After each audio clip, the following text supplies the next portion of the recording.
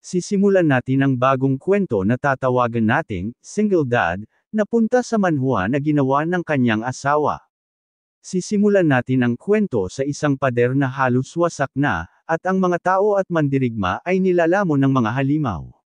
Ngunit may ilan pa ring desidido na ipaglaban ang kanilang sarili, pilit na lumalaban sa mga halimaw na lumalabas mula sa dimensional space. Halos lahat ay nawawalan na ng pag-asa. Sa tingin nila, tapos na ang lahat. Isang lalaki ang nagtatanong kung nasaan na ang mga reinforcement, at bakit hindi pa dumarating. Sagot ng isa, hindi ba niya nakikita? Hindi lang sila, kundi lahat ay nabutas na. May isa pang mandirigma na nagtatanong sa kanilang kapitan kung ano na ang gagawin. Hindi agad sumagot ang kapitan. Para siyang nag-iisip, naghahabol ng hininga. Hanggang sa sinabi niya, dito, kailangan nating mamatay. Bigla namang may nagpalipad ng paputok sa langit. Nang sumabog ito, nagulat silang lahat. Kasunod nito, may isang karwaheng mabilis na tumama sa mga halimaw at nagdulot ng malakas na pagsabog. Sa sandaling iyon, may isang babae na mabilis na umatake sa mga halimaw. Sa bawat hampas ng espada niya, nahahati ang mga halimaw. Sa sobrang bilis niya, halos nagsisigsag ang kanyang galaw, at tumindig siyang nakataas ang espada. Napagtanto ng isang mandirigma na isa itong mangangaso ng mga halimaw. Napatulala ang kapitan sa kanyang nakita, at nagtanong kung ano iyon. Ngunit hindi niya namalayang may halimaw na pala sa kanyang likuran. Sinigawan siya ng kanyang mga kasamahan, ngunit bago pa siya makalingon, umatake na ito. Mabuti na lang, mabilis na sumugod ang isang lalaki at pinatay ang halimaw. Halos mapaupo ang kapitan, at tinanong niya ang lalaki kung anong klaseng tao sila. Tumingin lang ang lalaki at tinuro ang isang direksyon. Nang lumingon ang kapitan, nakita niya ang isang lalaking nakasombrero. Nagsalita ito at kinuha ang atensyon ng lahat. Galit na nagtanong ang mga mandirigma, at halos tinutukan pa siya ng kanilang sandata. Hawak ang sombrero at binabasa ang nakasulat sa papel, tinanong niya kung sino sa kanila si Mr. Hansler ng 24th Defensive Wall Unit, at kung naririto ba siya. Nagulat ang dalawang mandirigma, at tila nawiwerdohan sa kanilang narinig. Ang hinahanap pala nito ay ang kanilang kapitan. Kaya nagpresenta ang kapitan at sinabing siya si Hansler. Sinabi ng ating bida na inutusan siya ng pamilya nito na magdala ng gamot at pagkain. Halos hindi makapaniwala ang kapitan. Isa pala itong tagahatid. Napatanong siya kung paano nagkaroon ng tagahatid sa larangan ng digmaan. Lumapit ang ating bida, inabot ang isang kahon, at pinapirma ang kapitan sa isang papel na nagpapatunay na natanggap niya ang items. Biglang nagtanong ang kapitan kung ayos lang ba ang kanyang mga anak, at kung ang kanyang ina ay malusog pa. Hindi ito sinagot ng ating bida. Sinabi niya lang na isa siyang tagapaghatid, at wala siyang alam tungkol sa nagpapadala. Habang nakangiti, itinuro niya kung saan pipirma, kaya agad na pumirma ang kapitan. Muli, may paputok sa himpapawid na kumuha ng kanilang atensyon. Parang hudyat ito ng muling paglitaw ng mga halimaw. Iniisip ng ating bida na sa susunod pang 2 taon, ganito pa rin ang mangyayari. Nakangiti siyang pinagmamasdan ng paputok. Sa hangganan ng pader, nagsisimula ng lumusab ang mga halimaw. Kaya sinabi niya sa kapitan na aalis na sila. Bigla naman siyang pinigilan ng kapitan, at tinanong kung maaari rin ba siyang gumawa ng kahilingan. Tinanong pa niya kung ano ang kailangan. Pera ba? Magbabayad siya ng kahit ano, bilang kabayaran. Bahagyang lumingon ang ating bida, at sinabing customer niya ito. Habang inaayos ang kanyang sombrero, nakangiti niyang tinanong ang kapitan kung ano ang gusto nitong ipadala at kung saan. Bumalik ang eksena sa nakaraan, bago pa maganap ang kaguluhan. Tahimik at payapa ang bansa. Sa loob ng isang gusali, sakay ng elevator, ang ating bida na si Junho ay pinagpapawisan. Hindi niya alam kung bakit. Habang nakatingin siya sa kanyang orasan, pumasok ang dalawang lalaki. Tinanong ng isa kung bakit mabilis natapos ng kasama niya ang trabaho. At saang palapag niya ibibigay ang resibo. Dagdag pa niya, kung may ipapadala itong bagay, sabihin lang dahil papunta na rin siya sa opisina. Biglang sumingit ang ating bida. Parang nainis, mabilis niyang pinipindot ang pagbukas ng elevator. Tahimik na pinagmamasdan siya ng dalawang lalaki habang halos tumatakbo siyang lumabas. Tinanong ng isa kung anong klaseng tao iyon. Mukhang mas matanda pa daw sa kanya. Sabi ng kasama niya, hayaan na lang, marahil wala ito sa sarili. Ngunit tumutol ang isa. Anong ibig sabihin ng wala sa sarili?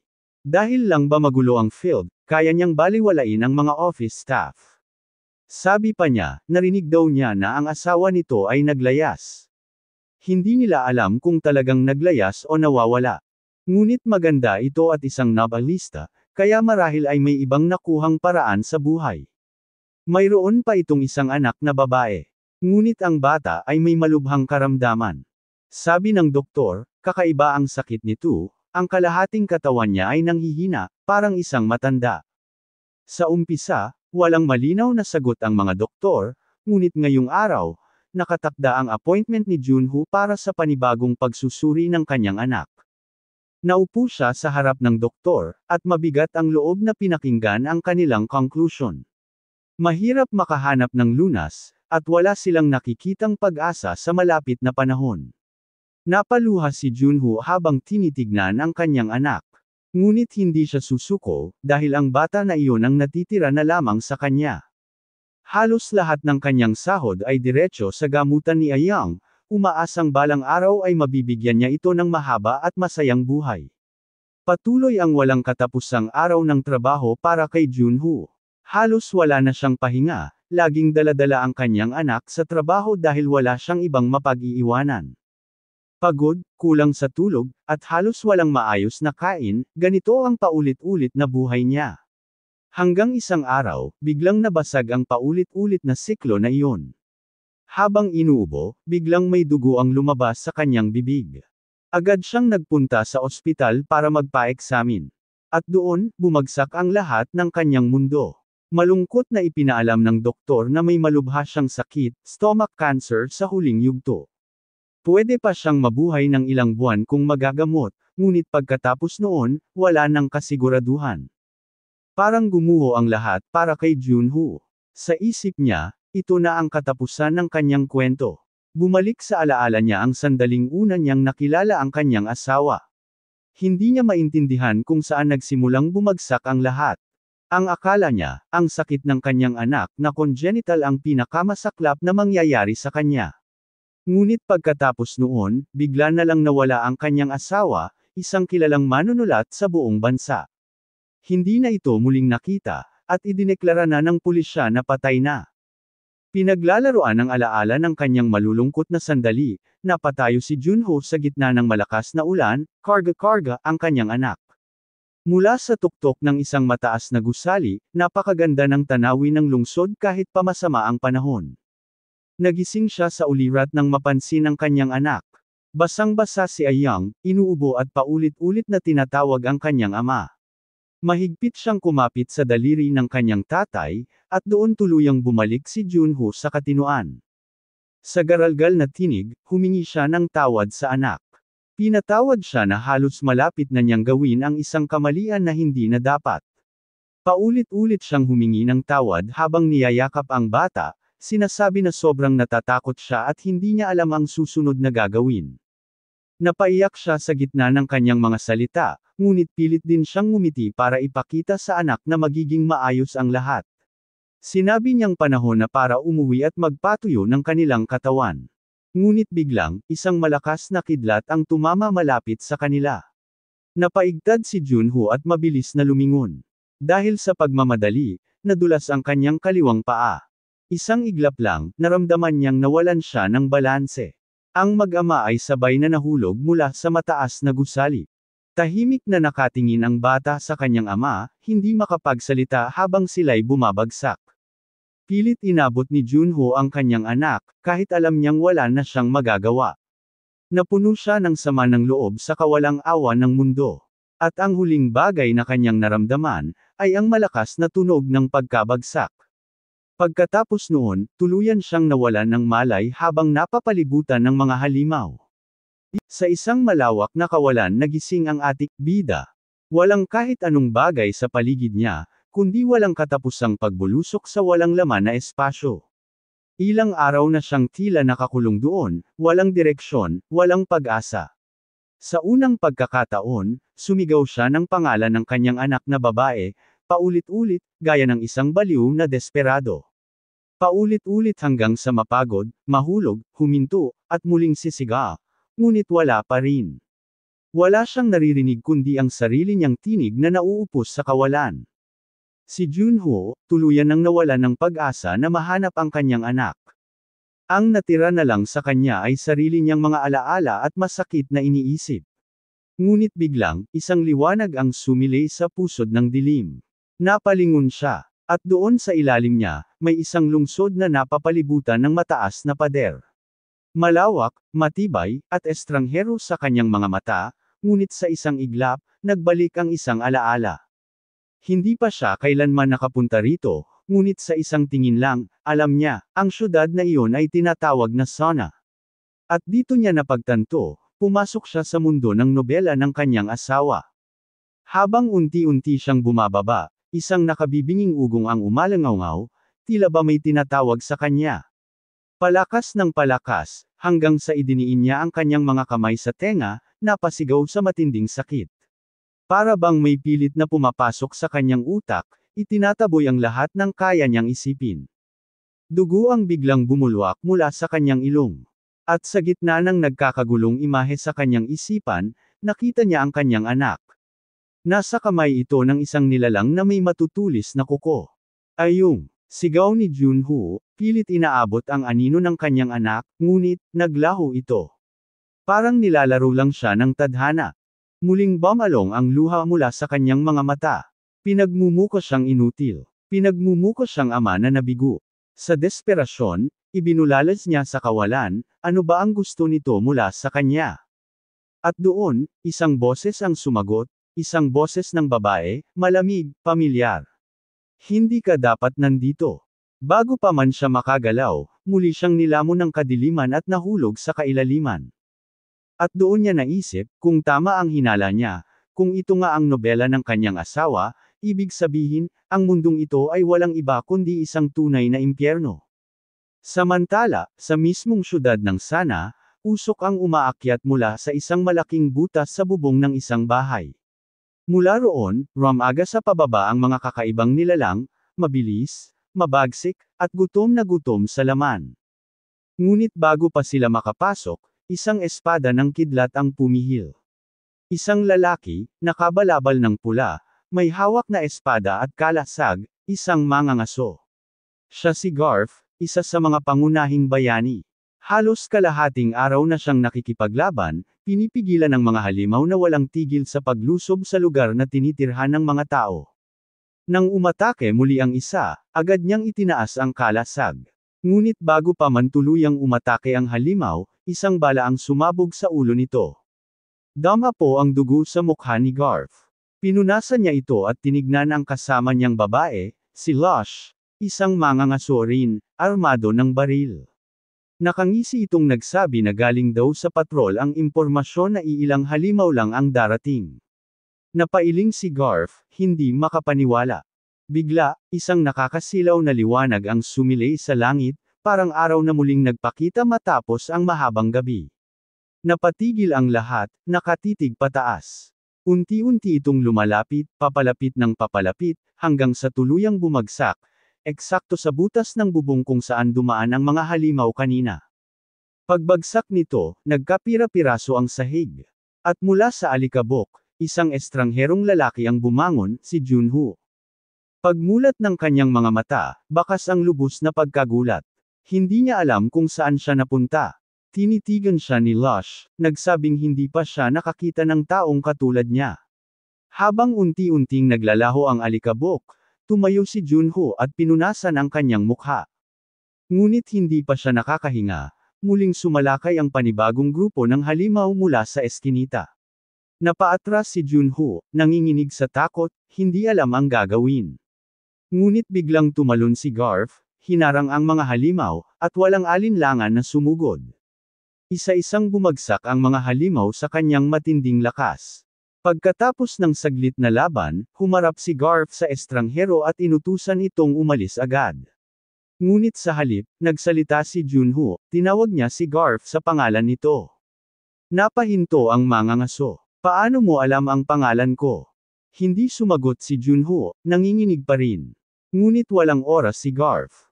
Muling umatake ang halimaw, at sa isang mabilis na galaw, naputol ang katawan nito sa kanyang espada. Bago pa man sila makapag-usap muli, isang sigaw ang narinig mula sa kabilang silid. Paglingon nila, ilang tao ang nanginginig sa takot, nagtatago sa sulok.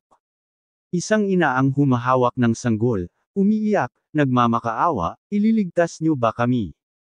May isa pang nagtanong, nasaan ang mga patrol? Bakit wala pa sila?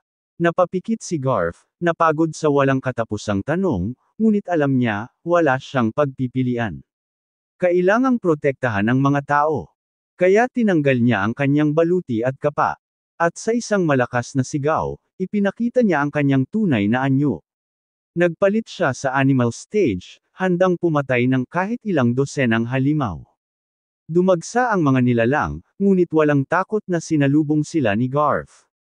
Gamit ang kanyang mga kuko, pinaire-piraso niya ang mga halimaw. Napamangha si Junho sa kanyang nakikita, isang mandirigmang lumalaban hanggang sa huling hininga. Sa gitna ng labanan, sumigaw si Lush, tinatanong kung buhay pa siya. Sagot ni Garf, huwag itong lumapit ng sobra. Lush naman ay ngumisi, sinabing susubukan niyang ilihis ang mga halimaw. At doon nanlumo si Junho. Dahil malinaw pa sa kanya, ito ang eksaktong eksena sa nobela. At matapos ang mga katagang iyon, alam niyang mangyayari ang trahedya, ang pagkamatay ni Lush sa harap mismo ng kanyang estudyante. Habang pinagmamasdan niya ang lahat, napagtanto ni Junho, na ang nakikita niya ngayon ay hindi pa man mismong kwento, kundi ang prologue pa lang ng nobela. Habang nagpapahinga si Garf matapos patayin ang ilan pang halimaw, tinignan niya ang estranghero at sinabing bumalik ito agad sa loob. Ngunit imbes na sumunod, naghubad si Junho ng kanyang damit at mariing nagsabi. Hindi ako makakabalik. Kailangan kong hanapin ang anak ko. Garf, sumama ka sa akin, dahil nasa panganib si Lush.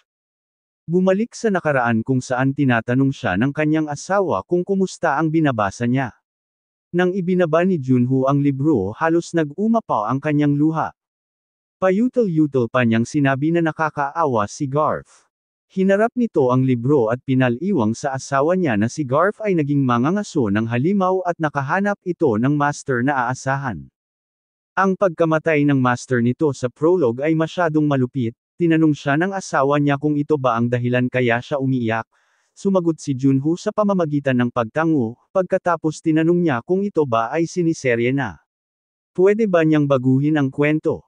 Sumagot ang asawa niya na hindi na pwede dahil ito ay siniserye na. Bumalik na sa kasalukuyan. Bigla na lamang yumanig ng malakas ang lupa sa harapan ng ating mga bida.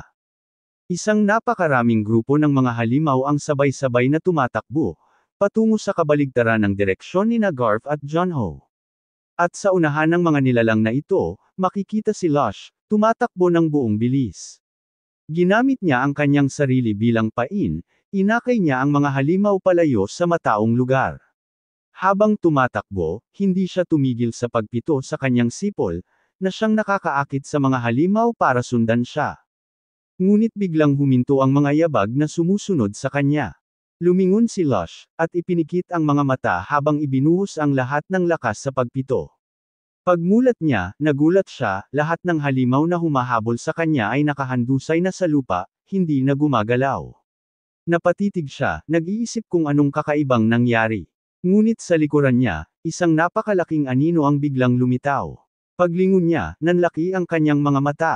Ngumiti siya ng alanganin, saka mahina niyang bulong, na ito ay ang malaking problema. Samantala, mabilis na tumatakbo sina Junho at Garf patungo kung saan nagpunta ang mga halimaw. Hindi mapakali ang tingin ng mangangaso kay Junho, sa batang estranghero. Hindi niya lubos maintindihan, ngunit may tiwala siyang hindi ito kaaway. At hanggat hindi gumagawa ng kalokohan ang binatang ito, hindi niya kailangang patayin. Ilang saglit pa, narating nila si Lush na nakatayo ng matamlay at tila wala ng malay. Napasigaw si Garf sa kanyang guro, ngunit tanging mga labi lamang nito ang gumalaw, na nagsasabing kailangan na nilang tumakbo. Sa kanilang harapan, isang makapal na ulap ang unti-unting umaakyat sa langit. Sa likod nito, may aninong napakalaki ngunit mahirap makita ng malinaw. Ilang sandali lang, bigla itong pumalakpak ng malakas. Sa isang iglap, naglaho ang ulap at lumitaw ang isang napakalaking nilalang na walang tiyak na hugis. Tinitigan nito si Lush ng diretsyo sa mga mata. Habang si Junho naman, halos hindi na makasabay kay Garf, hingal na hingal at nakatingin sa lupa, bigla niyang bulong na wala ng silbi ang kanyang katawan. Ngunit kasabay ng unang palakpak ng halimaw, nagsimulang damyugo ang lahat ng taong tumingin dito. Sinundan pa ito ng pangalawang palakpak. At mula sa kanilang mga katawan, lumabas ang 12-dosenang mga daliring matatalas ang kuko, tumutusok mula sa loob. Nagulat si Junho sa bilis ng nangyari. Samantala, sumugod si Garf papunta sa kanyang guro na nakahandusay na at duguan na rin. Napagtanto ni Junho na ito na ang eksaktong pangyayaring nais niyang pigilan. Nakatitig si Garf sa kanyang guro na halos mawalan na ng malay, sabay sigaw, huwag itong pumikit o sumuko. Inabot ni Lush ang kanyang nanginginig na kamay, sabay sabing natatakot siya at napakasakit. Humingi siya ng tawad sa kanyang estudyante dahil dinala niya ito dito. Sa sandaling iyon, inihanda na ng halimaw ang ikatlong palakpak. Pilit na inutusan ni Lush ang kanyang estudyante na tumakbo at iligtas ang sarili. At pagkalipas ng ilang segundo, pumalakpak muli ang halimaw. Ngunit si Garf, nakatitig lamang sa kanyang guro na halos wala ng buhay, ay hindi gumalaw para tumakas. Dumating si Junho, at agad niyang hinanda ang kanyang t-shirt at ibinalot ito sa mukha ni Lush. Nangangatog ang kanyang mga kamay habang itinatali ito sa likod ng ulo ng babae, upang hindi na ito muling makatingin sa halimaw. Sa buong lungsod, sabay-sabay namang tumubo mula sa lupa ang mga higanting bulaklak na gawa sa laman, pinupunit ang mga tao. Nakatitig si Garf sa ginagawa ni Junho, hindi maintindihan ang dahilan nito. Ngunit matapos higpitan ang pagkakatali, maingat na inilapag ni Junho ang ulo ni Lush sa lupa. Nanginginig ang kanyang buong katawan sa takot, ngunit mariin niyang ipinaliwanag na kailanman ay hindi dapat tumingin ng diretsyo sa mga mata ng halimaw. Sa sobrang bigat ng sitwasyon, halos mabaliw si Junho, ngunit sinabi niyang kailangan na niyang umalis, kailangan niyang hanapin ang kanyang anak. Tumayo siya at humarap sa dambuhalang nilalang. At sa kanyang kamalayan, muli niyang nakita ang mga kamay na humahawak sa kanyang anak. Diretsyong tumitig si Junho sa halimaw at tinanong, kung tama bang nasa kanila ang anak niyang si Ayong. Biglang sumagot ang nilalang, na para bang kilala na raw siya at si Ayong. Pag-angat ng ulo nito, para bang nag-ipon ng tubig sa bibig. At pag-abot ng kamay, isinuka nito ang isang bata, anak nga ni Junho. Pinagmasdan ng halimaw si Ayong, ngumiti at kunwari hinaplos pa ito. Sa nakita, tuluyang nag-apoy sa galit si Junho. Gusto niyang sumugod at iligtas ang kanyang anak kahit kapalit ng sariling buhay. Ngunit naunahan siya ni Garf, na buong lakas na tumalon at tinamaan ng suntok ang halimaw sa mukha. Napaatras ito, hawak ang ulo, at nabitawan ang bata. Napasigaw si Junho sa pangalan ng anak niya, ngunit sa kabutihang palad, nahulog ito diretsyo sa mga bisig ng isang mamamayan. Nagtaka ang babae sa biglaang batang napunta sa kanyang mga bisig, at nang lingunin niya ang halimaw, napuno ng takot ang kanyang mukha. Muling bamuka ang bibig ng halimaw at sumigaw, anak ko siya. Sumugod muli si Garf at muling tinamaan ang nilalang, umaasang tuluyan na itong mapapatamba. Ngunit handa na ang halimaw, at sa isang iglap, muling pumalakpak. Isang malakas na shockwave ang bumuga, at tumilapon si Garf palayo. Nang mapansin ni Garf na nakatitig sa kanya ang halimaw, mabilis niyang tinakpan ang kanyang mga mata. Ayaw niyang maulit ang pagkakamaling nagawa ng kanyang guro. Ngunit matalino rin ang demonyo. Alam na alam nito ang galaw na iyon, kaya't agad nitong binanatan ang walang depensang mangangaso gamit ang kamao na mas malaki pa sa ulo ng tao. Buong lakas na binagsak ng halimaw ang katawan ni Garf sa lupa, at yumanig ang paligid sa lakas ng dagandong. Halos hindi na makagalaw si Garf mula sa matinding pinsala, at napasigaw siya sa sakit. Hindi pa nakontento ang halimaw, hinawakan nito ang katawan ng mangangasong halos hindi na makakilos at paulit-ulit na binigkas ang mga salitang, "Si Ayang ang aking anak, si Ayang ang aking anak." Dinala pa nito si Garf malapit sa kanyang mukha, at doon nagtagpo ang kanilang mga mata. Sa puntong iyon, alam na ni Garf na baka wala na siyang pag-asang makaligtas. Ngunit sa likod ng kakaibang anyo ng halimaw, naroon pa rin si Junho. At dahil nabasa na niya ang nobelang ito, alam niya ang sikreto, nasa buntot ng halimaw ang tunay na katawan na kumokontrol dito. Kaya nang gumalaw muli ang buntot, doon niya nasilayan ang totoong katawan ng halimaw. Pumulot siya ng pinakamalaking bato na kaya niyang buhatin at buong lakas itong iniamba. Ngunit biglang nagising ang katawan sa buntot, at ngumisi ito ng malademonyo kay Junho. Ibabagsak na sana niya ang bato, ngunit mabilis na naiwas-iwas ng halimaw ang buntot nito palayo. Sa parehong sandali, mabilis na gumalaw ang hulihang paa ng halimaw at isang malakas na hampas ang tumama sa tiyan ni Junho. Sa sobrang lakas, napalipad siya ng halos 100 metro ang layo. Galit na ngumisi ang halimaw at pasigaw na tinanong si Junho kung paano siya naglakas loob na gawin iyon. Sa nakita ni Garf, malinaw na natataranta ang halimaw, may kahinaan nga sa buntot nito. Ginamit ni Garf ang pagkakataon. Kumawala siya mula sa pagkakahawak at buong lakas na idiniin ang tuhod niya sa mukha ng halimaw. Napayuko ang halimaw at pasigaw na nagsabing wala ring saysay ang lahat ng iyon. Ngumisi lang si Garf at tinanong niya ang halimaw kung talaga ba. Pagkatapos, mabilis na kumilos si Garf, bumaba siya sa lupa, biglang sinunggaban ang harapang paa ng halimaw, at sumigaw kay Junho, "Ngayon ang pagkakataon." At doon, muli nang nakatayo si Junho, hawak pa rin ang malaking bato. Buong lakas niya itong ibinagsak sa buntot, ang tunay na katawan ng halimaw. Sa mismong segundo, nadurog ito. Napasigaw ng ubod lakas ang halimaw, at ang nakapangangilabot nitong hiyaw ay umalangaw-ngaw sa buong syudad. Halos kalahating minuto itong humiyaw, hanggang unti-unting hamina ang tinig nito. Galit na sinasabi ni Junho na wag daw nitong tawagin ang pangalan ng kanyang anak gamit ang marumi nitong bibig, nakakasama daw sa pakiramdam. Dahan-dahan nang nabubulok ang katawan ng halimaw, nagbubuga ng masangsang na amoy. Sumunod na ring nagkadurog-durog at naglaho ang maliliit na halimaw na naunang umatake. Akala ni Junho tapos na, kaya halos bumantong hininga siya ng ginhawa at napaupo, ngunit bigla pang tumawa ang halimaw mula sa buntot. Napayuko si Junho sa takot. Paulit-ulit nitong sinasabi, sinubukan ng ama na patayin ang sarili niyang anak, sinubukan ng ama na patayin ang sariling anak, sabay hagalpak ng halakhak. Nakatitig ito kay Junho, at muling tinanong kung paano niya nagawang patayin ang sarili niyang anak. Ngunit biglang sumabog ang ulo ng halimaw sa maliliit na piraso.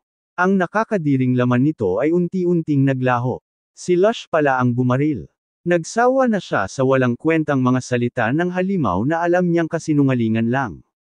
Kasabay ng katahimikan ay narinig ang malakas na iyak ng isang bata. Nang makilala agad ni Junho ang tinig, iyon ay si Ayong. Isang babaeng taga-bayan ang humahawak kay Ayong na tila nahulog mula sa langit at sinubukang pakalmayan ang bata. Dahan-dahan nila itong ipinasa sa mga nakaligtas hanggang makarating sa pinuno ng kanilang baryo. Niyakap ng pinuno ang bata at sinabing, ang Diyos ng mga magulang ay laging nagbabantay sa bawat anak. Sabay hinarap ang bata kay Junho at idinagdag, naway pagpalain kayo ni Lady Miriam.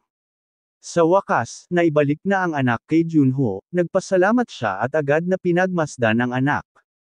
Luhaan ang bata at natutuwa nang makita siya habang binibigkas nito ang salitang dada. Natahimik siya habang hinahawakan ng bata ang kanyang daliri, pagkatapos pinisil-pisil niya ang pisngi ng bata na parang sinisiguradong anak niya ito, lumapit sa kanya si Lush at nagtatanong kung ito ba ang kanyang anak na hinahanap. Habang luhaan sumagot si Junho na ito ang kanyang anak, niyakap niya ito ng mahigpit at humihingi siya ng tawad sa kanyang anak, pagkatapos nagpasalamat siya kina Garf at Lush sa pagliligtas sa anak niya at nangakong hindi niya ito malilimutan. Ngunit sa gitna ng lahat ng iyon, nanaig ang matinding pagod. Unti-unting nanlambot ang katawan ni Junho at bago siya mawalan ng malay, mahina niyang sinabi, babayaran ko kayo, sa oras na kaya ko na. Pagbagsak niya sa lupa, tahimik na nagkatitigan sina Garf at Lush. Alam nilang hindi tama na iwanan ang mag-ama roon. Lumapit si Lush at tinitigan si Junho. May kuryusidad siya kung paano nga bababayaran ng lalaki ang pagkakautang nito, ngunit para sa ngayon, kailangan muna nilang iligtas ang mag-ama. Matapos ang seryosong pagsubok na dapat sanang pagdaanan ni Garf sa prologue, nagbago ang lahat dahil sa ginawa ni Junho. Dahil dito, hindi lang ang prologue, kundi pati ang kabuuang daloy ng nobela ay nag-iba. Lumipas ang ilang panahon mula sa huling labanan, kinakausap ng dalawa si Junho tungkol sa bayad. Doon, bigla na lang iniabot ni Lush ang kanyang pitaka, sabay sabi na ang laman yun ang halaga ng kanyang buhay. Dagdag pa niya, may dagdag na bayad siyang nakuha mula sa maling impormasyon ng patrol. Tahimik na pinagmasdan ni Junho ang pilak na nasa pitaka, at alam niyang dapat siyang magsalita kung paano siya magbabayad para sa kaligtasan ng kanyang anak, ngunit may mas mabuting ideya siya. Diretsahan niyang hiningi kay Lush na ibigay sa kanya ang lahat ng pilak na iyon. Napatingin ang mga hunter sa kanya na para bang baliw siya.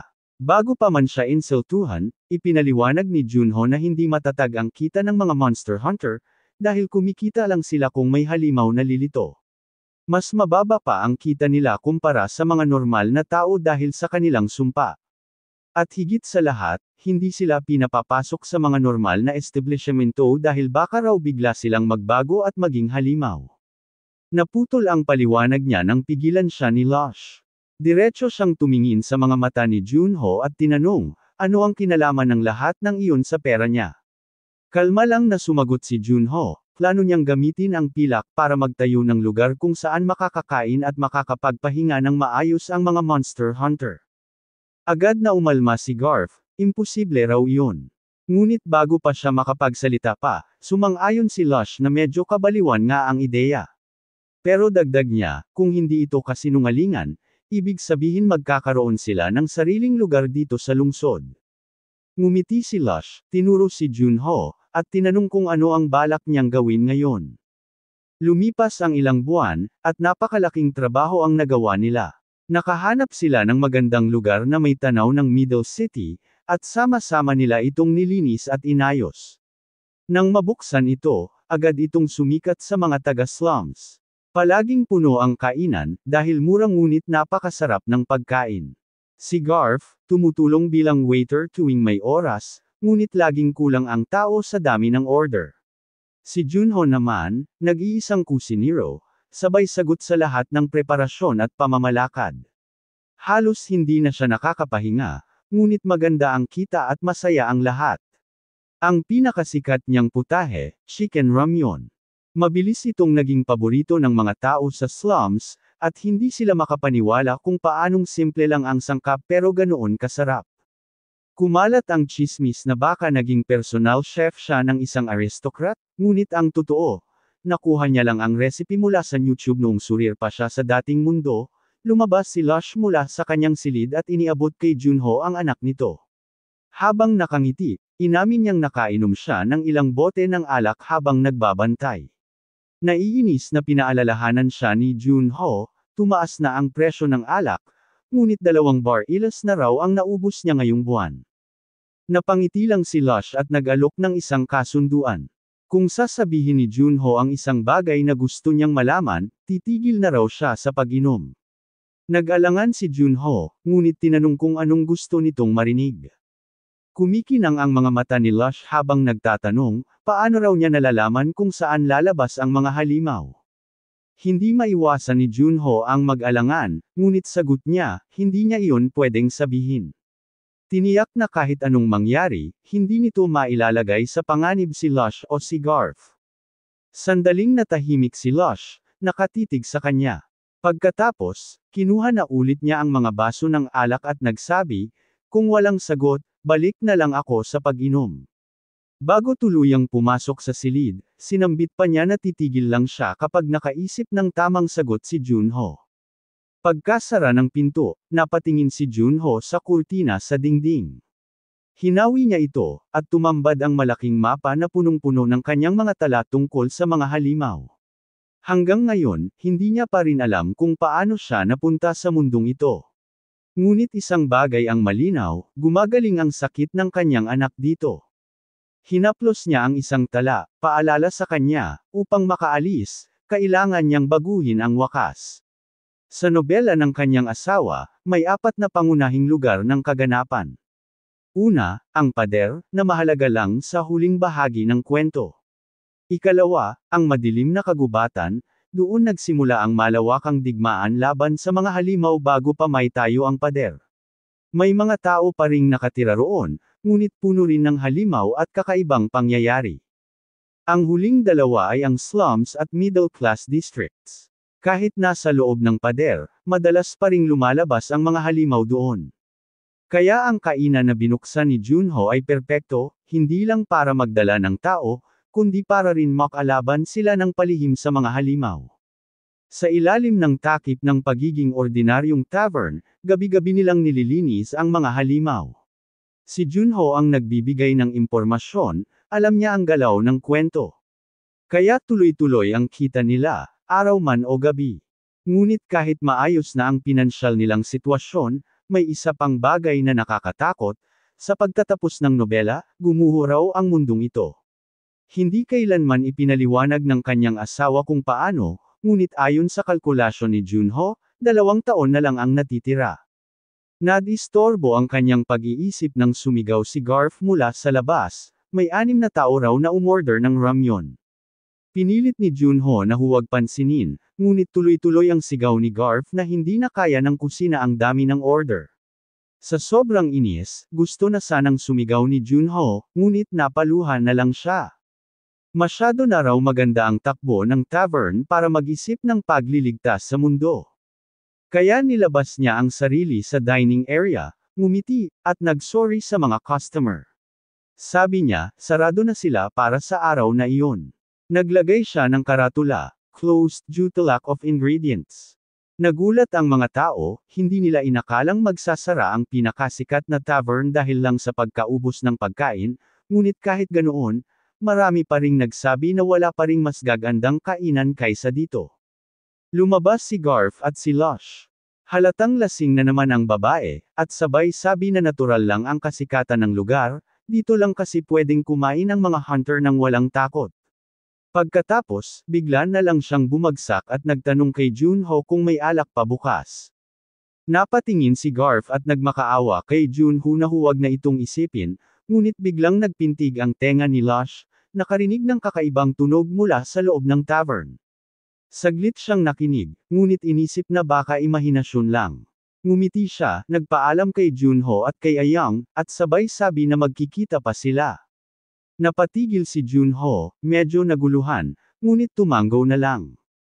Pagkaalis ng mga hunter, bumalik siya sa loob ng tavern. Napabuntong hininga siya ng pagod, naglakad papunta sa kusina, at hindi niya napansin, may isang hindi kilalang lalaki na kanina pa pala nakatingin sa kanya ng matalim. Habang papalapit si Junho sa counter, naramdaman niya na may tao na nakatingin sa kanya. Kaya agad siyang lumingon dito nang nakangiti. Ipinaliwanag niya na sarado na ang kainan para sa araw na iyon, nakangising sumagot naman ang estranghero na alam niya iyon, sabay patuloy na pinagmasdan ang langsya nito. Bahagyang kumibit balikat si Junho bago dumiretso sa likod ng counter at nagsimulang magligpit ng mga maruruming pinggan. Paminsan-minsan ay sumisilip si Junho sa misteryosong bisita, na nakaupo pa rin at nakatitig sa kanya na may ngiti sa labi. Tinanong ni Junho ang bisita kung pumunta ito dito para sa pagkain. Sagot ng estranghero, narinig niya na sikat daw ang lugar na ito. Muling nagtanong si Junho kung anong mga usap-usapan ang kumakalat tungkol sa kanilang tavern para sabihin na sikat ito. Tugon ng estranghero, narinig niya raw na mahusay ang pagkain dito at na ang lugar ay para talaga sa mga hunter. Biglang tumawa ng malakas ang estranghero at sigaw niya, na ang pagsisilbi sa mga hinayupak na monster hunter ay isang kabaliwan. Hindi pinansin ni Junho ang agresyon, bahagya pa siyang ngumiti at marahang nagtanong kung may problema ba roon. Paalala ng estranghero, ang mga monster hunter daw ay kalahating halimaw rin, at hindi matitiyak kung kailan sila magiging tunay na halimaw. Kumbinsido itong balang araw, ang lahat ng hunter ay magiging mga hayop na papatay sa lahat ng tao. Nagpatuloy ang estranghero sa pang-aasar, namamangha na hindi lamang pinakakain ng may-ari ng tavern ang mga ito kundi binibigyan pa ng tuluyan, kahit pa mayroon siyang anak. Pagkatapos tumawa, sinigaw pa nito na ito ay kumpletong kabaliwan, sinabi ng lalaki na hindi iyon talaga ang dahilan ng pagpunta niya dito. Narinig daw niya na ang may-ari ng kainan ay may alam tungkol sa mga halimaw. Hindi maunawaan ni Junho kung paano ito nalaman, napahawak siya sa kanyang batok at tumawa, pagkatapos ipinaliwanag niya na kwento-kwento lang iyon dahil isa lang siyang payak na kusinero. Nagulat na tugon ng estranghero, nakahanga-hanga raw ang pagpapanggap nitong pagpapakumbaba. Ngumiti lamang si Junho, patuloy na nagpapanggap na walang alam. Naglakad siya papunta sa isa sa mga locker, binuksan ito at bahagyang nasilayan ang kanyang mga tala tungkol sa iba't ibang uri ng nilalang. Iniisip niya kung anong klaseng tao kaya itong kausap niya. Sa tingin niya may isang demonyong nagkukubli bilang tao na nakaupo sa harap niya. Naalala niya sa nobela ng kanyang asawa ay may 3 uri ng halimaw. Una, ang mga beast, pinakakaraniwan at mababa ang katalinuhan. Ikalawa, ang mga spellcaster, mas matalino kaysa beast at gumagamit ng nakakatakot na mahika, ngunit mas bihira ring lumitaw. Ang pinaka-nakakakilabot, ayon kay Junho, ay hindi kayang kumilos ng kalmado ang mga spellcaster. Kaya't ang nakaupo ngayon sa kanyang harapan ay tiyak na isang Type 3 creature o name monster, isang nilalang na direkta o dituwirang konektado sa pangunahing kwento, at lubhang mapanganib. Sa sandaling iyon, tinanong ng estranghero si Junho kung ano ang ginagawa nitong kalokohan. Nanatiling kalmado si Junho at sagot niya'y naghahanap lang siya ng sangkap para magluto. Lalong ngumiti ang estranghero at sinabing hindi niya kailanman nagustuhan ang pagkain ng tao, kaya gulat na nag-iisip si Junho sa narinig niya na sinabi nitong hindi nito gusto ang pagkain ng mga tao. Iniunat ni Ayang ang kanyang kamay sa estranghero at tinawag ang kanyang ama. Ngumiti ang ama at ipinaliwanag sa anak na may magiliw silang bisita at dapat niya itong ipagluto. Matalim na tumitig ang estranghero sa mukha ng bata. Pagkaraan ng sandali, bigla itong nagtanong kay Junho kung paano raw niya inaapi ang kanyang anak. Natahimik si Junho sa takot, ngunit dinugtungan ng estranghero na marahil ay hindi niya pinapalo ang bata, ngunit siguradong sinubukan niyang patayin ito. Pagkarinig ng mga salitang iyon, puno ng puot na tumingin si Junho sa mga mata ng halimaw. Tinanong ng nilalang kung ano ang pakiramdam na marinig na inilalantad ang kanyang maruming sekreto. Pinapaalala ng demonyo na maaari pa ring ipagtanggol ni Junho ang kanyang magandang pangalan. Sagot ni Junho, isa itong pagkakamali, na lalo pang ikinatawa ng halimaw, sabay sabing matagal na siyang hindi nakarinig ng mas kaiyahiyang palusot. Pinilit pigilan ni Junho ang sarili upang hindi makagawa ng padalos-dalos na hakbang. Nang makaipon ng lakas ng loob, tinanong niya ang nilalang kung bakit nito siya inaasar. Bigla itong natahimik, at ilang sandali ay tumitig lamang ng mariin sa anak ni Junho. Biglang tumindig ang halimaw at sumugod sa bata. Agad na lumingon si Junho, binuksan muli ang aparador at marahang isinilid si Ayang na walang kamalay-malay. Isinara niya agad ang pinto at kimuha ang kutsilyo at naghanda sa pakikipaglaban hanggang kamatayan. Ngunit bago pa niya may saksak, agad siyang sinakal ng kamay ng halimaw. Kasunod nito, nakakatakot na ibinuko ng halimaw ang bibig nito ng hindi natural. Sa susunod na segundo, may maliliit na kulay rosas na kamay na lumabas mula roon. Di nagtagal, ang buong katawan ng tunay na halimaw na nakatago sa balat ng tao ay lumabas. Biglang nagsalita ang halimaw, na maghintay daw muna siya ng ilang segundo. Kontrolado nito ang katawan, inayos ang mga litid ng balat upang mas komportableng sumilip mula sa bibig. Sinabi ng halimaw na kahanga-hanga ang resistensya ng lalaki. Ipinaliwanag nito na masyadong mahina ang bokabularyo ng balat na ito kaya mas madali para sa kanya na magsalita ng ganoon. Inamin ng halimaw na unay inakala niyang isa lang itong kusinirong nakapag-aral tungkol sa mga halimaw upang maghayganti para sa pagkamatay ng pamilya. Ngunit ngayon, natitiyak niyang hindi simpleng may-ari ng tavern ang kaharap niya. Napagtanto ng halimaw kung gaano kadelikado si Junho, at nagmungkahi na patayin na lamang niya ang masyadong mausisa na, mambabasa, at ibaon sa lupa kasama ng bata. Nang marinig ito, nanginag ang kamay ni Junho na may hawak ng kutsilyo. Hindi na nakapagpigil, sunod-sunod niyang sinaksak ang katawan ng halimaw. Nalungkot ang nilalang, dahil inakala nitong alam na ng lalaki ang lahat ng tungkol sa mga halimaw, ngunit ang ginawa nito'y kabaligtaran. Patuloy na iniinsulto ng halimaw si Junho, na pinipilit pigilan ang sarili at alalahanin ang pangunahing kakayahan ng kanyang kalaban. Nang makita ng nilalang na tila kalmado na si Junho, tinanong nito kung sumusuko na ba siya. Mahinang bamulong si Junho, kaya't hindi ito narinig ng halimaw at muli siyang tinanong kung ano ang kanyang sinabi. Pagkatapos mag-ipon ng lakas, tumingala si Junho at tinanong ang halimaw kung bakit nito minamanipula ang napakaraming tao. Nagulat ang halimaw, at nagtanong kung ano ang ibig niyang sabihin. Sagot ni Junho, hindi siya kabilang sa mga magpapadala rito at magsasaboy ng emosyon para lang mabuhay. Lalong nagalit ang halimaw sa sinabi niya. Sa tindi ng galit, sinuntok nito si Junho, ngunit tumama lamang ang kamao ng balat sa hindi matinag na harang. Seryosong sinabi ni Junho na alam na niya ang kakayahan ng halimaw, maaari lang nitong patayin ang mga biktimang nalulon sa negatibong emosyon. Subalit hindi nawala ng pag-asa ang halimaw. Sinabi nitong maaari niyang kunin ang bata mula sa aparador at ihulog ito mula sa taas, tulad ng ginawa mismo ng kanyang ama sa kanya. Nang inag muli ang katawan ni Junho, akala ng halimaw, epektibo muli ang kanyang pang-uudyok, kaya inulit niya ang banta. Ngunit biglang tumawa ng nakakatakot si Junho, at tinanong ang kalaban kung bakit kailangang magsalita ng isang taong mamamatay na. Nabigla ang halimaw, namangha na tila ipinangako ni Junho na papatayin niya ito. Humagalpak ito sa tawa at sinabi pa na dapat naging clown na lang ito kesa sa tagapagluto. Sa gitna ng insulto, tinanong muli ni Junho kung ano ang pakiramdam nito matapos mag-aksaya ng napakaraming oras. Hindi na siya tumugon sa mga insulto pa ng halimaw. Bigla, tumunog ang kampana mula sa pintuan. Bumukas ito at pumasok ang isa pang estranghero, isang matangkad na lalaki na may suot na sombrerong malapad ang brim at may dalang espada sa likod. Sa dilim ng misteryosong anino, agad nakilala ni Junho ang isa sa pinakamahalagang karakter sa nobela. Itinaas ng lalaki ang kanyang ulo at mariing tumitig sa halimaw na nasa tapat niya. Sa kabila ng pagkakasakal sa kanyang lalamunan, sinalubong pa rin ni Junho ang bisita ng isang pilit na ngiti, at binati ang pagdating ng customer. Tinanong niya pa ito kung hinahanap niya ang halimaw, sabay turo at sabing nasa harap niya ito. Ang galit na nilalang ay inisip na ang tuso na kusiniro ang may pakana ng lahat. Iwinasiwas nito ang kamay upang saktan si Junho, ngunit sa parehong sandali, naputol ang braso nito at lumipad sa ere at bumagsak sa sahig.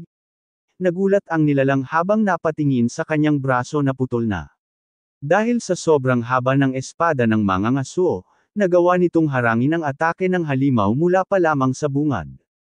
Binitiwan ng halimaw si Junho at sumigaw sa mangangaso. Sinabi na ang pagputol ng kanyang braso nang hindi man lang nagpapakilala ay isang uri ng kabaliwan. Ngunit hindi pinansin ng mangangaso ang mga sinasabi ng nilalang at sa ikalawang hagupit ng kanyang espada, naputol pa ang isa nitong braso. Maging ang pangunahing katawan ay nawala ng isa pang braso. Doon lang napagtanto ng nakakatakot na halimaw na wala ng puwang para sa pakikipag-usap. Sa parehong iglap, sumigaw ito ng malakas at nagsimulang tumalon palabas ng bibig. Upang makatakas gamit ang liit nito. Subalit dahil wala na itong mga braso, direkta itong sumubsob sa sahig. Tahimik lamang na pinanood ng mangangaso ang kaawa-awang nilalang na pilit tumatakas, hirap na gumagapang. Nang mainip na siya, muling iwinasiwas ang kanyang mahabang espada sa ikatlong pagkakataon. Isang tiyak na hiwa ang agad naghiwalay sa natitirang dalawang paa ng halimaw, napapasigaw na nagtatanong ang nilalang kung bakit hindi siya makatakbo. Nang pagtingin niya sa kanyang mga paa ay halos nagulat siya dahil naputol na ang mga ito. Pagkatapos nito, tahimik na nilapitan ng mangangaso ang taong baluting nakahandusay sa tabi ng bar, itinusok nito ang espada sa dibdib na siya ring naramdaman ng nilalang ang sakit ng dulot nito. Laking gulat ng nilalang nang piliin ng lalaking tahimik na ito na atakihin ang pangunahing katawan kaysa sa sekundaryong katawan. Subalit nakaligtas pa rin ang halimaw. Sa estilo ng pakikipaglaban, nakilala nito ang tanyag na mangangasong si Balder, na ang misteryosong katauhan ay kilala sa buong lungsod. Sa desperasyon, nagsimulang magmura at magbato ng insulto ang halimaw laban sa mangangaso. Ngunit winasiwas uli ni Balder ang kanyang espada sa parehong katawan at ginutay-guti ang taong baluti. Sa mismong oras din iyon, lumitaw ang parehong nakamamatay na sugat sa katawan ng halimaw. Ilang sandali lang, naglaho ang walang buhay na nilalang sa hangin. Natakot si Junho sa mangangaso. Nakalimutan na niya kung gaano ito kalamig at walang awang kumilos. Napabuntong hininga pa siya sa mga oras ding iyon. Bigla na lamang itinapat ni Balder ang espada sa leeg ni Junho, kaya halos nagulat siya sa takot. Ipinaliwanag ng mangangaso na ang demonyong ito ay hindi man lang nagpapakita ng kahit anong aktibidad hanggang ngayong araw. Mabilis na sigaw ni Junho na ang halimaw na ito'y karaniwang lumilitaw sa gitna ng kwento upang pahirapan ang pangunahing tauhan. Tinawag niya si Balder sa pangalan at sinabing higit kan inuman, alam nito na matagal nang nanggugulo ang halimaw sa iba't ibang tao.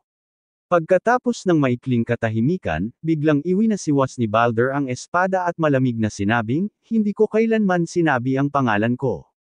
Nangangatog na tinakpan ni Junho ang kanyang ulo at sumigaw na ilang beses na niyang narinig ang pangalang iyon mula sa iba't ibang pinagmulan, bago pa man siya tamaan ng atake nito. Bigla na lamang lumitaw si Garf sa pagitan nina Junho at Balder, matagumpay na naharangan ang pag-atake ng mangangasong may suot na sombrero. Sa likuran ni Balder, naroon na si Lush, nakatutok ang baril sa ulo ng kapwa niya mangangaso. Mariin niyang sinabi na kung ayaw ni Balder magkaroon ng dagdag na butas sa katawan, ibaba nito ang kanyang sandata. Nagulat pa ito kung nahulog na ba sa marasmus si Balder matapos ang napakaraming taon at ngayoy umaatake na sa kapwa-tao. Sumagot ang mangangaso na kahit pa alam ng kusinirong ito na hindi sila halimaw, masyado pa rin itong maraming nalalaman ukol sa mga nilalang na iyon. Pinilit namang ipagtanggol ni Garf ang kaibigan, sinabing isa lamang siyang ordinaryong tao na may alam tungkol sa kalikasan ng mga halimaw at hindi siya delikado. Malamig na tanong ni Balder kung talagang inaakala nilang maniniwala siya roon. Paalala ni Lush na kaya niyang malaman kung nagsisinungaling ang isang tao, at hindi niya maunawaan kung bakit ayaw pa rin siyang pagkatiwalaan ni Balder. Natahimik ang maalamat na mangangaso sa unang pagkakataon at tumingin sa kanilang tatlo. Sinasabi niya na ngayon, pinipilit siyang kumbansihin ng isang bagito na naging mangangaso pa lang ng 5 taon.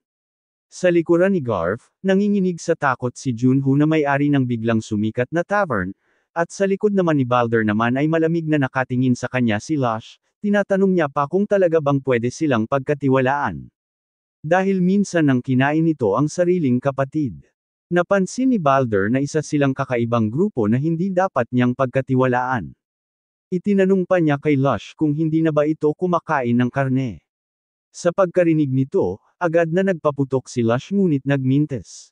Mabilis na umiwas si Balder, umikot at siniko ang dibdib ng babae. Sa sandaling iyon, umatake si Garf.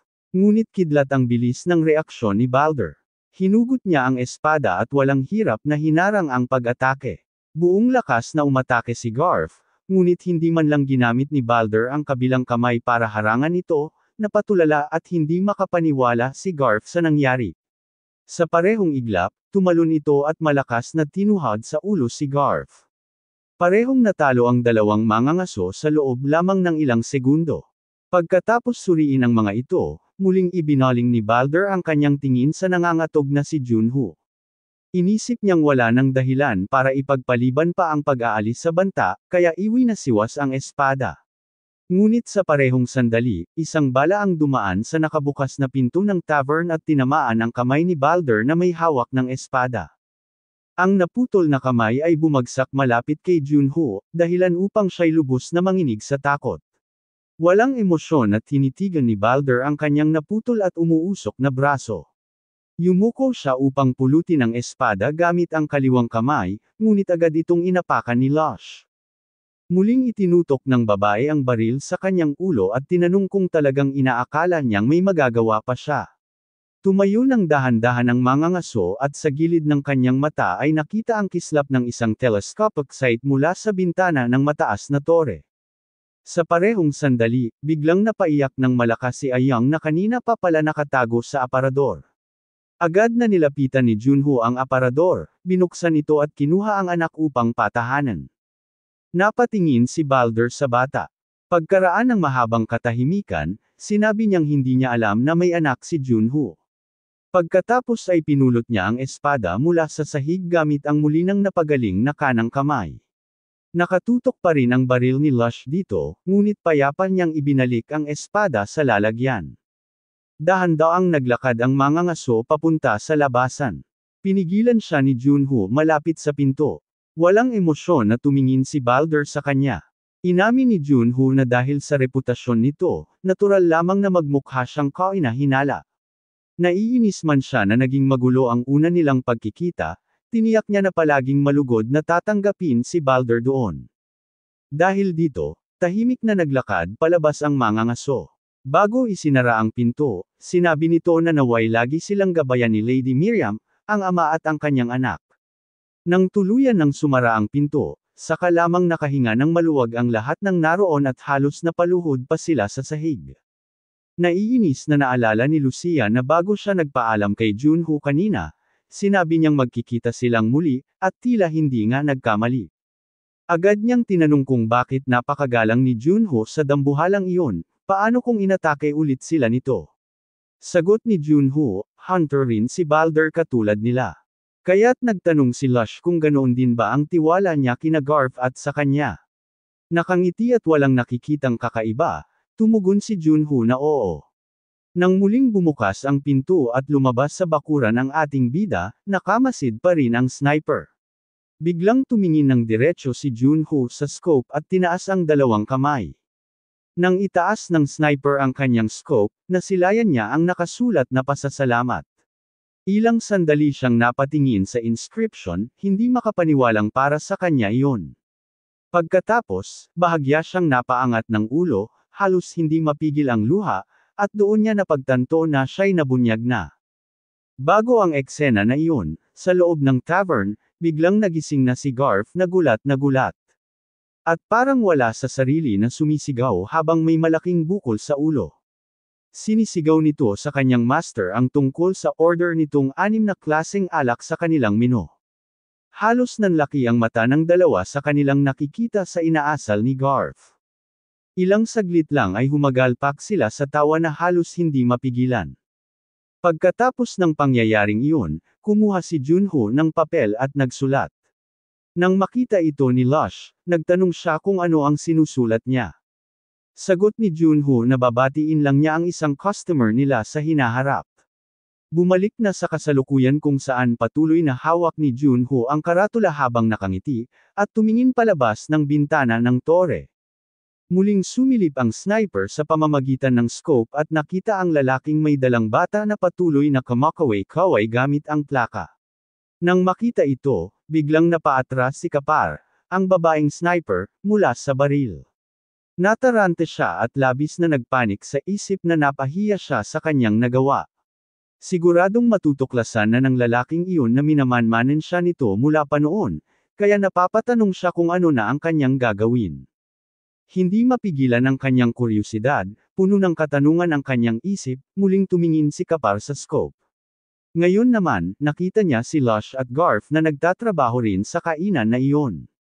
Nakatayo sila roon at kumakaway din sa direksyon niya. Para kay Kapar, sobrang labis na itong panghihimasok sa kanyang pribadong buhay.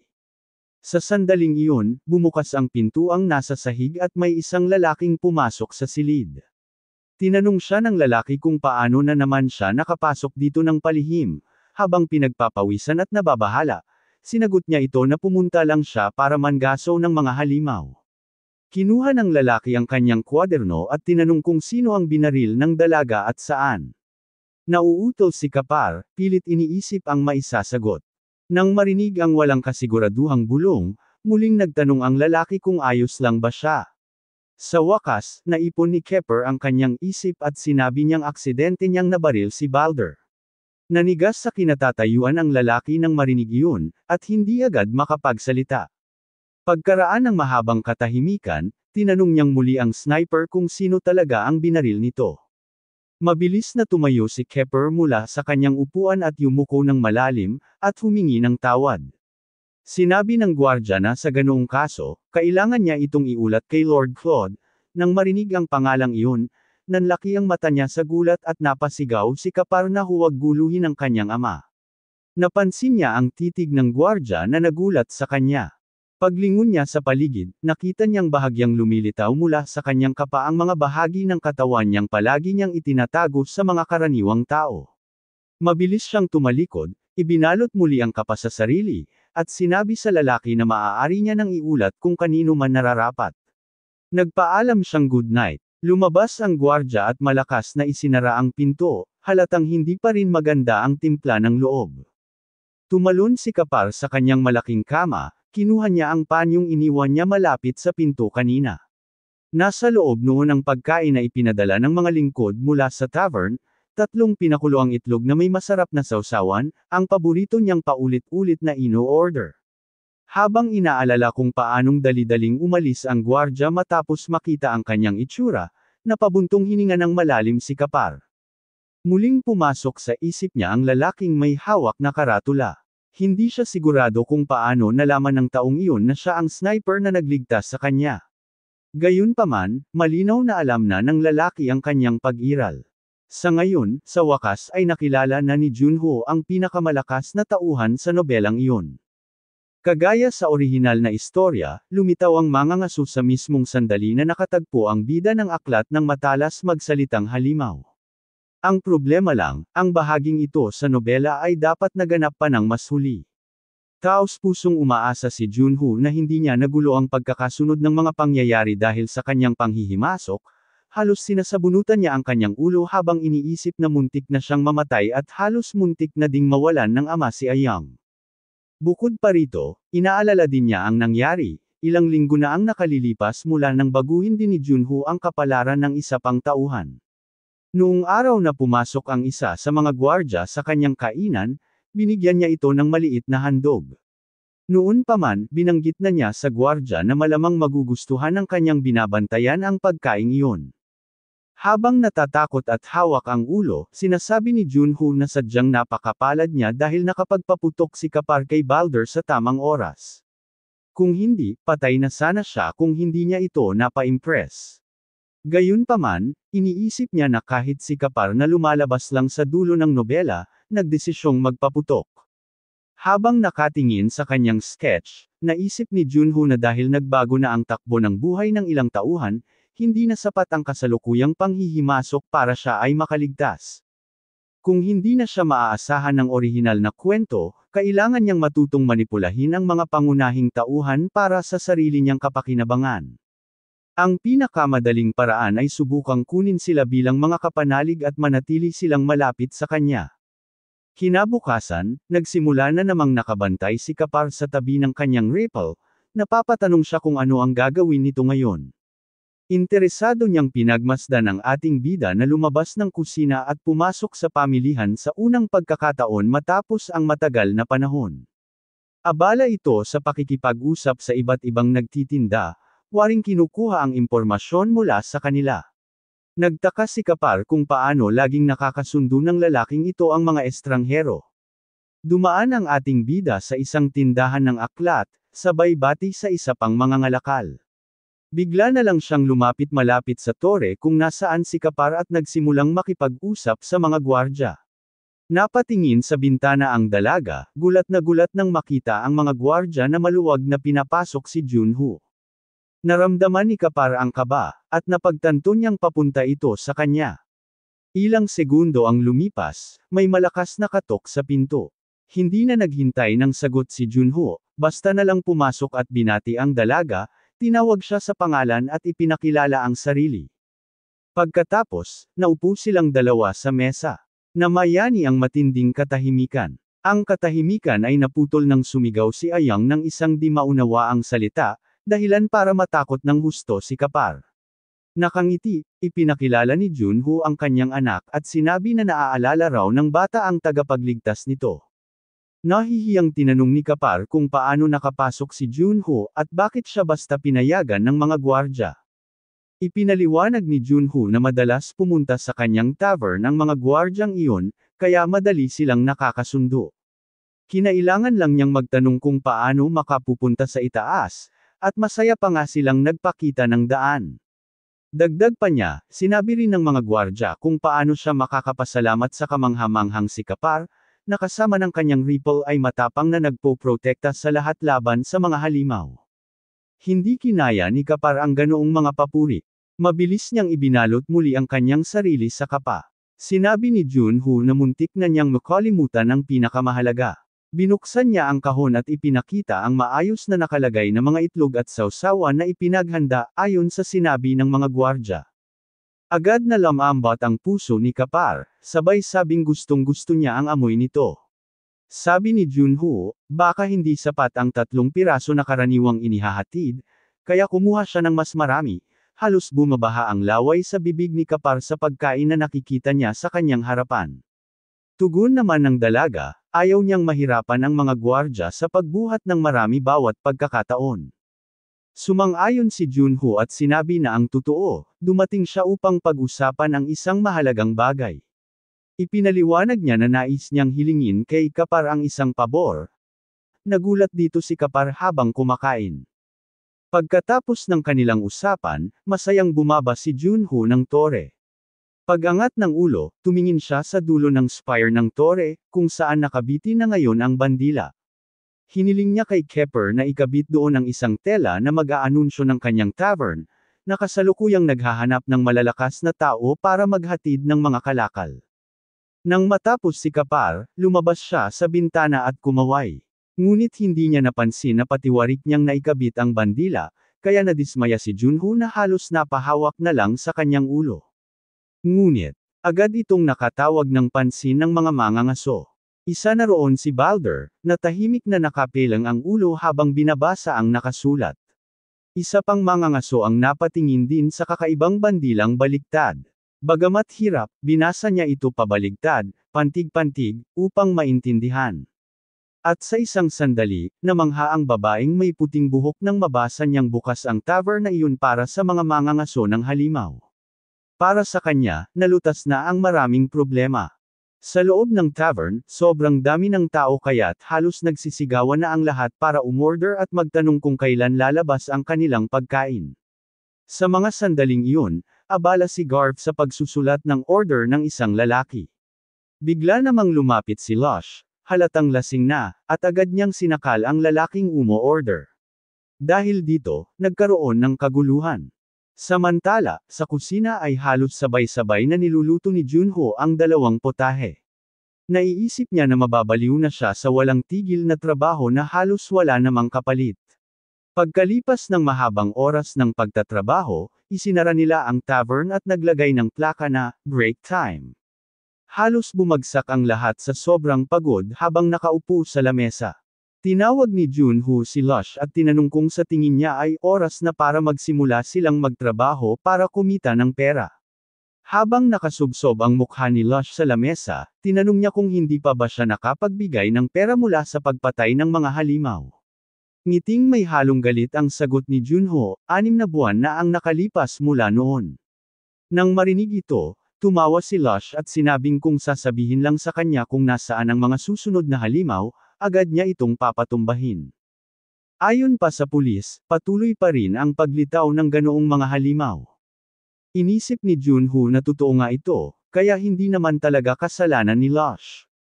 Ngunit kailangan niyang tandaan ang susunod na parte ng kwento bilang clue, halos minura pa niya ang sarili habang naaalala ang laman ng nobela.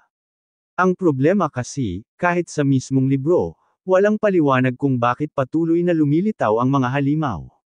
Kahit sinusunod ang balangkas hanggang dulo, ngayon ay nag-ulo na ang buong kwento. Hindi niya alam kung ano ang susunod na mangyayari. Natigil ang kanyang pag-iisip nang bumukas ang pinto. Agad siyang tumayo, nakangiti, at humingi ng paumanhin sa bagong dating. Hindi niya natapos ang kanyang sasabihin dahil agad na nagsalita ang babae at sinabi na siya ang pinagmamalaking ika-13 nakaupo sa sauna, ang nag-iisang anak at tunay na tagapagmana ng bahay ng Terna. Ang buong pangalan niya ay Terna Hosen Marduna. Natahimik si Junho at naisip niya na isa itong maharlika. Tinanong pa niya sa sarili kung bakit may maharlika na bumisita sa ganitong lugar. Ngunit bigla siyang sinigawan ng babae, tinatawag siyang utusan. Ipinaliwanag naman ni Junho na siya ang may-ari ng tavern. Nagulat ang babae at napakamot sa ulo.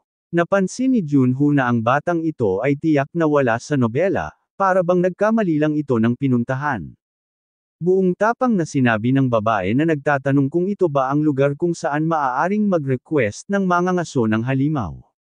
Hindi siya sinagot ni Junho, bagkus tumalikod at sinabi na taga-deliver lang sila at hindi fixers. Hindi pa nga bukas ang serbisyo nila. Kaya kung hindi siya pumunta para kumain, mas mabuti nang umalis na siya. Nagulat ang babae at pinahinto siya. Pasiga na sinabi nito na dapat tanggapin ang kanyang request at handa siyang magbayad ng malaking halaga.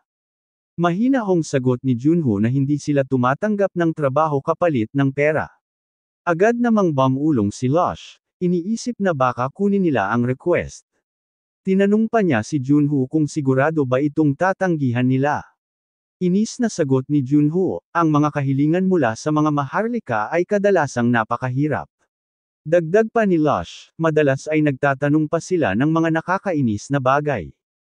Narinig ito ng dalaga at halos pasiga na nag-alok, isang kayamanan mula sa kanilang pamilya na hindi matutumbasan ng pera. Napatigil ang dalawa at biglang naging seryoso. Tinanong nila kung totoo ang sinasabi ng babae. Maya-maya, nakaupo na ito sa lamesa habang nagpapaliwanag. Meron daw siyang kaibigan na nais hanapin, isang ordinaryong tao, kaedad niya, na regular na bumibisita sa kanilang ari-arian upang magbenta ng mga kalakal. Nang marinig ito, tinanong ni Junho kung alam ba niya ang pangalan at tirahan nito. Nanginginig ang kamay ng babae nang sabihin niyang ang pangalan ay Hans, ngunit hindi niya alam kung saan ito nakatira. Napabuntong hininga si Lush at sinabing napakaraming tao ang may pangalang Hans dito. Nahihiya ang babae at humingi ng tawad. Ngunit sinabi ni Lush na hindi ibig sabihin ay wala ng ibang paraan. Natuwa ang dalaga sa narinig. Ngunit bago pa man ang lahat, sinabi ni Lush na ipakita muna nito ang kayamanang ipinangako para maging extra motivated sila. Nagulat ang babae at sinabing malinaw naman niyang sinabi na ibibigay niya ito pagkatapos ng trabaho. Hinawakan ni Lush ang balikat niya habang nakangisi. Tinanong niya kung hahayaan na lang ba nitong mapahamak ang kanyang kaibigan. Napilitang umamin ang dalaga na hindi. Kaya't iminungkahi ni Lush ang isang kontrata. Naglabas siya ng papel at ipinakita kung saan pipirma gamit ang thumb mark. Nanginginig ang dalaga at sinabing pinayuhan siya ng kanyang ama na huwag basta pipirma ng kahit ano. Ngunit hindi siya pinakinggan ni Lush, hinayla ang kamay niya, idinikit sa pulang tinta, at pinilit ipirma sa kontrata.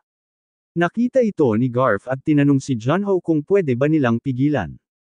Hindi sumagot si Junho, bagkus tinakpan ang bibig ni Garf habang nakangiti. Sinabihan niya si Lush na huminahon at pupunta na sila sa bahay ng dalaga. Galit na galit ang dalaga habang pilit na pumipiglas, sinisigaw na isa siyang maharlika. Ngunit tuluyan na siyang napapirma sa kontrata, pagkatapos senaryo muna nila ang tavern. Nalipat ang eksena sa isang sira-sirang mansyon. Sa loob, makikita ang nakasampay na damit at iba't ibang kalat. Halos manlumo ang tatlo sa nakita. Naiisip ni Junho na naglakad sila buong araw, tapos ito lang ang bumungad sa kanila. Sa harap nila, isang lumang tasa na may tubig. Inis na tanong ni Garf kay Lush kung sigurado ba itong maharlika ang babae, at sinabi nito na meron itong isang kayamanan na hindi matutumbasan ng pera. Anong klaseng maharlika daw ito na nakatira sa bundok at hindi man lang makabili ng karwahe? Nanindigan si Lush na totoo ang sinabi niya. Bigla silang natigilan ng may aylapag ang babae sa lamesa, isang lalagyan na parang puso ng isang nilalang. Pinagmasdan nila ito ng mabuti at sinabi ni Lush na may kakaiba siyang nararamdaman. Umiiyak ang dalaga habang tinitingnan nila ang bagay. Binuksan ito ni Lush at itinaktak, ngunit walang lumabas. Nakahawak noon na naiinis na tinanong ni Lush ang dalaga kung isa itong biro. Kung ito lang ba ang ibibigay niya, dahil nakakatakot lang ang bagay na iyon. Sagot ng dalaga, iyon ang pinakamataas na kayamanan ng kanilang pamilya. Hawak ulo si Lush at nagtatanong kung ilang tao kaya sa tingin niya ang gugustuhin na bilhin ito. Sa tingin niya na baka isang weirdo lang na collector ang tatangkilik nito. Napangiwi ang babae habang iniisip ang kanyang kaibigan. Tumayo si Lush at iniabot kay Junho ang lalagyan, sinabing aalis na sila. Ngunit bago sila makaalis, napatingin si Junho sa dalaga. Napansin ito ni Lush at tinanong, kahit siya ay isang mabait na tao, paano niya matatanggap ito at ipagpapatuloy pa rin ang kahilingan? Bahagyang natawa si Junho, nilapitan ang dalaga, at sinabi na desperado talaga itong hanapin ang kanyang kaibigan. Natigilan ang dalaga, at sa pag-abot ni Ayong, bahagya itong natulala na nakatingin sa bata, nagpasalamat siya at huminto sa pagiyak, pagkatapos habang hawak ang kamay ng bata, nangako siya na hindi na iiyak pa. Pinulot ni Junho ang kakaibang bagay at tinaas ito. Sabi niya, kung may makakabili nito, maaari silang makakuha ng kapalit. Ngunit biglang may nahulog mula rito, isang cup noodles. Lahat sila ay natigilan at tinitignan ang bagay sa sahig, pati si Junho ay hindi alam kung ano ang iisipin. Napatanong siya kung bakit lumabas ito mula rito. Ilang minuto ang nakalipas, nakatitig sina Lush at Garf sa isang cup noodles na nakapatong sa lamesa. Nagtatanungan pa sila kung ano ito. Hindi makapaniwala si Junho sa nakikita niya, napapaisip siya kung paano ito napunta roon. Maya-maya, pumunta agad sa kanyang likuran sina Lush at Garf, halos niyugyug siya habang paulit-ulit na sinasabi na ulitin niya ang ginawa niya kanina. Sa tingin nila, maaaring may iba pang bagay na lalabas mula rito. Ngunit tinanong ni Junho ang dalaga kung paano ito nangyari. Sagot ng dalaga, narinig lang niya ito sa iba na pinag-uusapan, at hindi niya inakalang magiging totoo. Kaya napatanong si Junho kung ano mismo ang narinig nito. Paliwanag ng dalaga, kung ang isang tao ay binigyan ng kapangyarihan ng mga dayuhang Diyos na hawakan ang lagayang iyon, maaari nitong ilabas ang mga bagay na dati na nilang nahawakan, mga bagay na talagang gusto nila, o mga bagay na ninanais nila. Napangiwi si Junho sa gulat sa kanyang narinig. Nang marinig din ito ni Lush, agad niyang sinunggaban ang dalaga at malakas na nagtanong tungkol sa silver coins, kung kaya ba nitong ilabas ang ganoong bagay. Takot na sagot ng dalaga na hindi niya alam, at sinabi rin niya na nakakatakot ang mga mata ni Lush. Kinuha agad ni Junho ang lagayan at ipinaalala na ipinangako nila kay Marduna na hahanapin nila ang kaibigan nito. Lumiwanag ang mukha ng dalaga sa tuwa at masiglang tumango. Ilang sandali pa, halos naglalaway sa kasabikan si Lush habang iniisip na bumabagsak ang mga silver coins mula sa langit. Naghanda siya ng gagawin. Inilapag ang isang manika sa lamesa.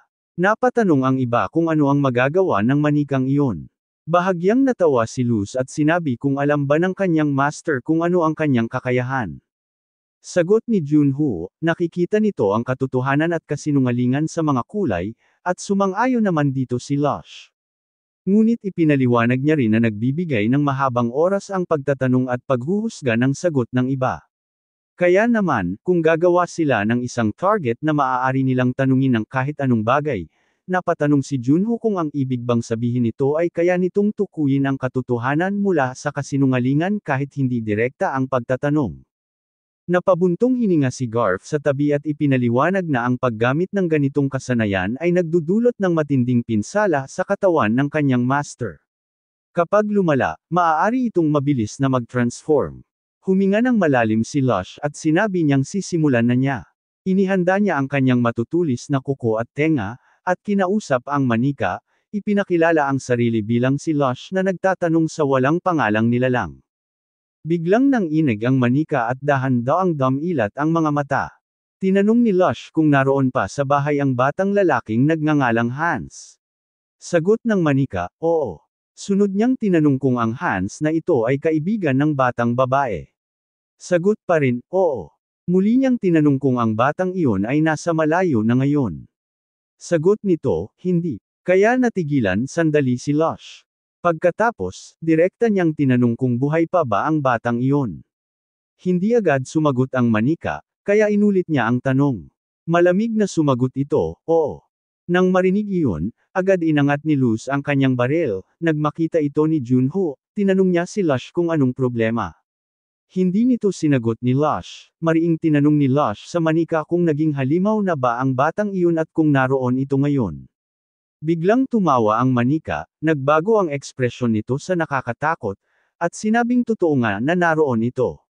Kaya agad na napasigaw si Lush kina Garf at Junho na isarado ang pinto.